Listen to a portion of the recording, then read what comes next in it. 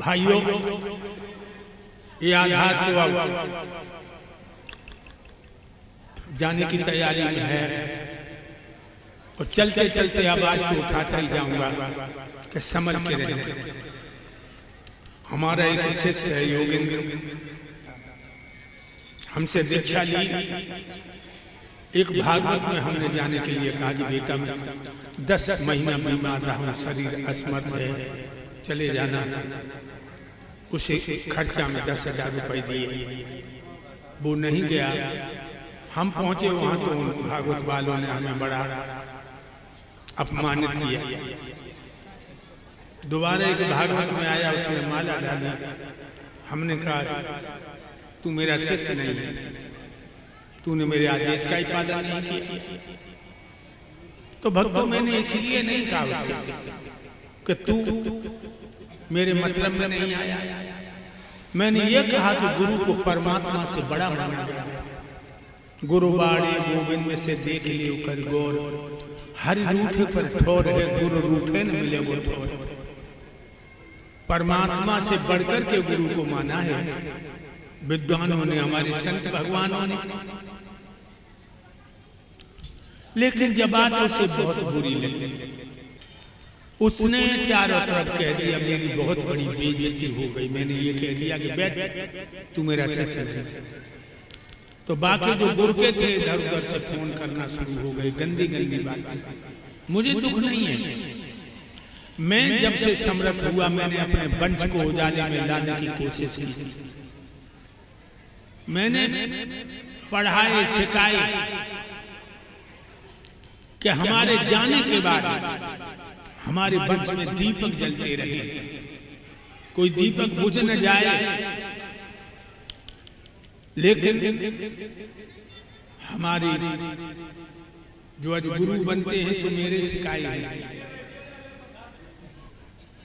जो आज गुरु बनते हैं सो मेरे सिखाए हैं।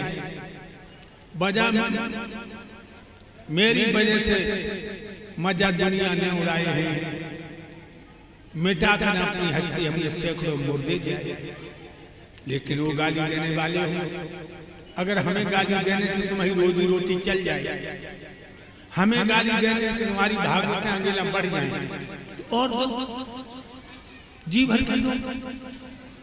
अरे तुम्हारी गाली हमें लगी नहीं पाएंगे। किसी के लिए मनिया डर करो और बाने मनिया डर नहीं लो तो लौट के उसी के पास आ जाए।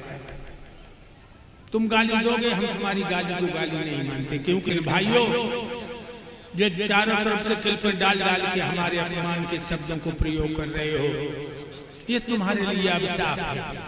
इसलिए मेरा यही कहना है कि ये गंदी बदबू न छोड़ो, कर्मठ बनो, आगे बढ़ने के लिए स्वाध्यायशील बनो, प्रभु के प्यारे बनने के लिए प्रभु का ध्यान करो।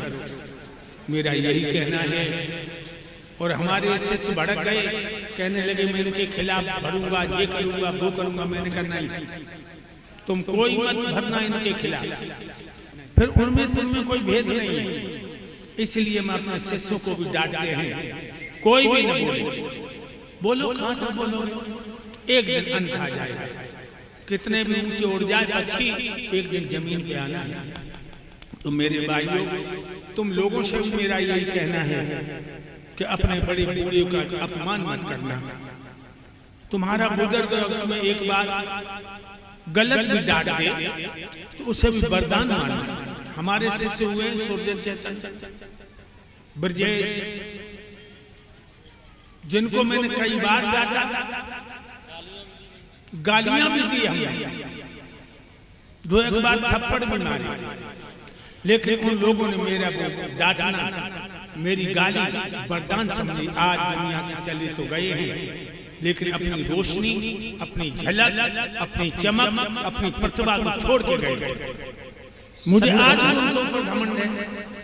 अब ये छोटे छोटे लोग दारू पी करके बकवास करते हैं, हमें गाली देते हैं, कोई बात नहीं। दो भगवान तुम्हें सद्बुद्धि दे तो तुम अच्छे बनो।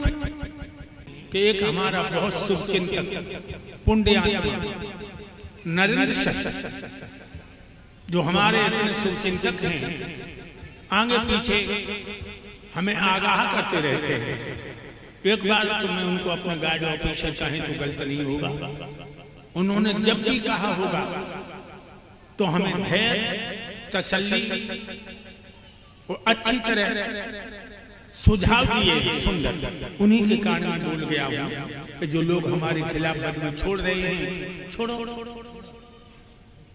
एक दिन परमात्मा सत्य को तो सामने लाएगा और सत्य धर्म का प्रचार कभी रुक न सकेगा। बादल में अधिक देर सूरज छुप न सकेगा। असुर अन्यायियों के जब तमंचे तीर चलते हैं तो सत्य में मरने के लिए आधार भी दूर मचलते हैं। सगी बुरकी लगी दिल की बुरी होती, कोई बेदर्द क्या जाने, पतंगे किस लिए जाकर के पावक में पजलते हैं। तो इसीलिए लोगों, ये छोटे छोटे बच्चे बचपन छोड़ करके इस तरह से हमें बदनाम अपमानित करना चाहते, लेकिन नहीं, गलत है। तुम मुझे अपमानित नहीं कर पाओगे, मेरे प्रभु मेरे साथ हैं। और आप लोगों से भी कहना है तो सदा भाइयों के साथ में भाईचारा निभाना। अगर छोटों पे गलती हो जाए तो डांटना, समझाना, क्योंकि गुरु शिष्य को डांटता है। गुरु कुम्हार शिष्य को है गड़गड़ काटे कोट और नीचे हाथ लगा के ऊपर मारे चोट। कुम्हार जैसे घड़ा को सुंदर बनाना चाहता है, पीट पीट के थापी मार मार के, उसी तरह से गुरु भी अपने शिष्य को कसौटी पे कसता है। लेकिन जो शिष्य नहीं होते, जो कच्चे घड़ा होते हैं, वो बिखर जाते हैं, उनके अंदर कोई तत्व नहीं रहता। मेरे भाइयों, आज